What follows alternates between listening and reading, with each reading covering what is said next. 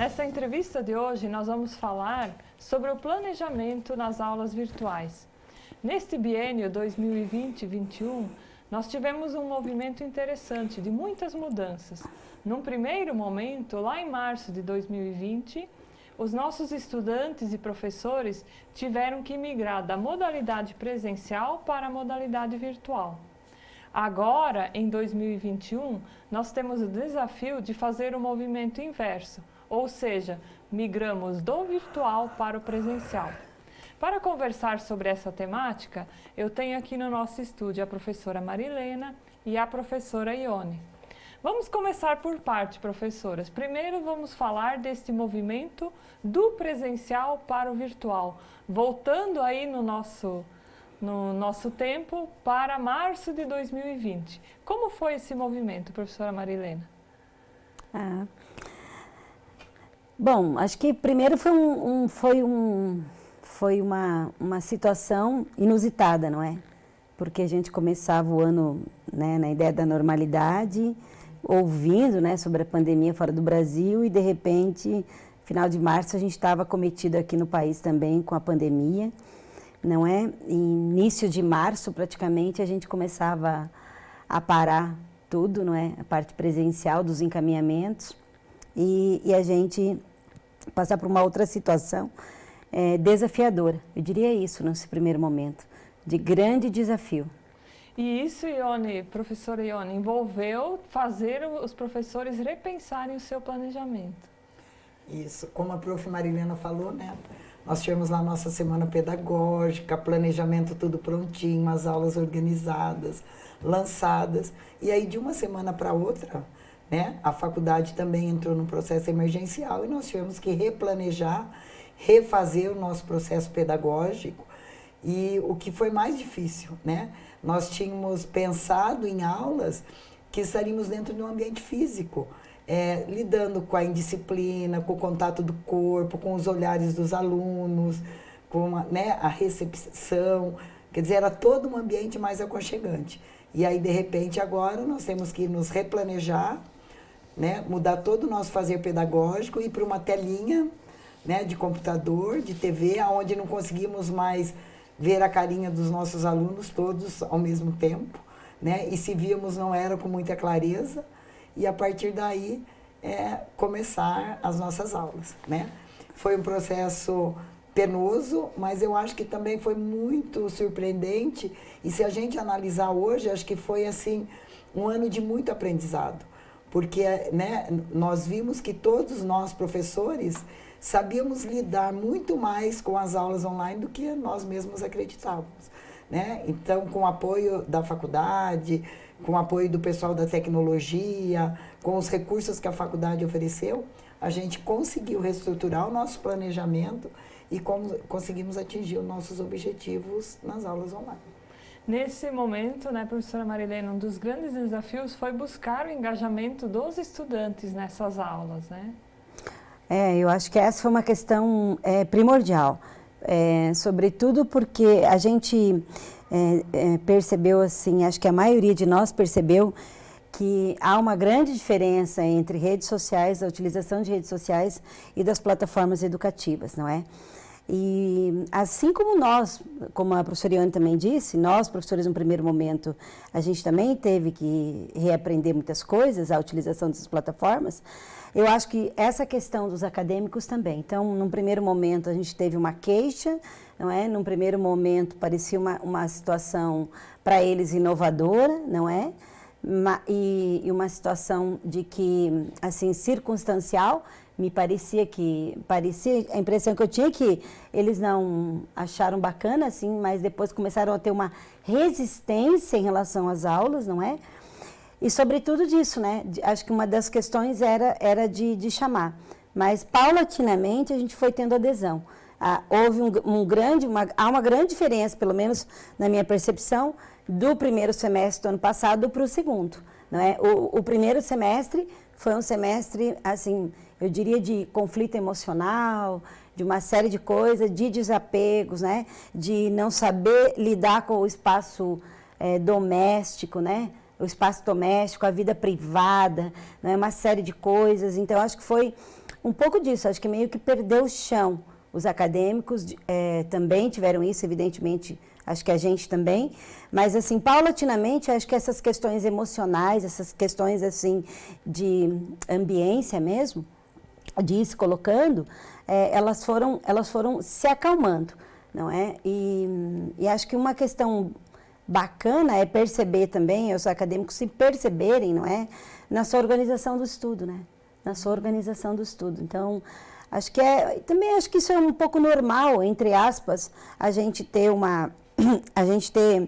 conflitos, né, em situações assim, tão peculiares, né?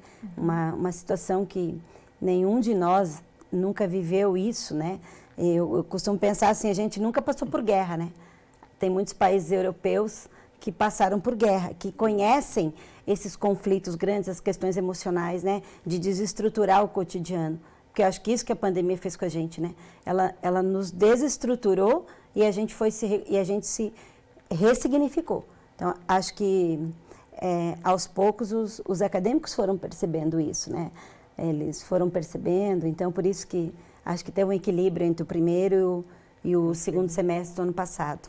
Legal, foi um período assim de muita resiliência, adaptação, né? Na verdade, uma pausa que nós tivemos que fazer, nos reorganizar, e a gente teve que uma semana fazer esse movimento, né? E agora, em 2021, professor Ione, a gente está vivendo esse movimento contrário. Novamente, nós precisamos replanejar as nossas aulas, porque mesmo voltando para o presencial, ele não é um presencial como era anteriormente, né? Nós estamos, né? Aí é praticamente, acho que 15, 20 dias no presencial. Eu acho que no primeiro momento também a gente voltou com a resistência. Alguns alunos preferiam o online porque já estavam organizados daquela forma. E hoje, né, a gente sente que eles já estão mais outros com vontade de voltar à rotina, de vir para a universidade, de debater, de encontrar os amigos, de rever professores. Então a gente sentiu que eles estavam precisando de um aconchego. Né, de serem recepcionados, E, ao mesmo tempo, a gente também teve aquele grupo que teria a opção, né, que se pudessem, eles ficariam online, porque a vida estava organizada já de uma outra forma. Mas o que a gente observa aqui na sala de aula, o nosso rendimento, a leitura, a discussão do texto, as correlações entre os conteúdos trabalhados, é muito diferente do que esse primeiro momento que a gente viveu online. Né? Então, agora, no presencial, a gente está podendo retomar algumas coisas. Estamos sentindo, por exemplo, que os conteúdos formais, de repente, não são tão relevantes no espaço da instituição, no espaço acadêmico, que, de repente, aqueles conteúdos que, né, a gente trabalhamos com eles e que também fomos trabalhados lá durante a nossa formação, porque foram muitos anos de literatura. Então, de repente, a Lei 5692, a 7044, a didática, estrutura e funcionamento, não era tão necessário nas aulas online, né? Então, eram conteúdos que eram importantes, mas que naquele momento a gente tinha que se preocupar mais assim, qual é a melhor iluminação, como que eu faço para atingir o maior número dos meus alunos, como é que eu vou explorar esse conteúdo de forma que seja significativo e que o aluno seja protagonista da sua aprendizagem. E agora no presencial, isso é natural, eles estão na sala de aula, estamos com a questão da indisciplina, das conversas, das brincadeiras, mas da sociabilidade, do relacionamento, da troca de informação. Então, é um outro momento, né? E está muito significativo esse retorno, embora com distanciamento, embora todo mundo de máscara, mas o aluno está sendo protagonista do seu processo de ensino-aprendizagem. A validação do conhecimento está sendo muito significativa nesse retorno à volta às aulas. E aí os professores estão readaptando novamente o seu planejamento, né, Marilena, nesse momento? Ah, sim. A gente está se adaptando. Eu diria que a gente está num processo assim, permanente, não é? De revisão do planejamento da gente. Porque também a gente não tem mais como considerar depois da pandemia, né? A gente já falava sobre isso antes da pandemia de uma outra escola, né? De outros espaços. A gente já vinha aqui no centro mesmo, né? Na formação, A gente tem tido muito essa discussão, não é, para fazer essas inserções de uma outra abordagem didática, metodológica por parte dos professores. Mas assim, de novo vou falar isso, né? A pandemia, ela aguçou isso, né? Ela aguçou consideravelmente e a gente está num processo também agora disso, porque isso que a Ione estava falando, os alunos, eles meio que, eles de certa forma, cristalizaram essa forma de aprendizagem, que era uma aprendizagem híbrida, né? Vamos chamar dessa forma. E que hoje, no presencial, não tem como a gente pensar esse aluno do mesmo jeito.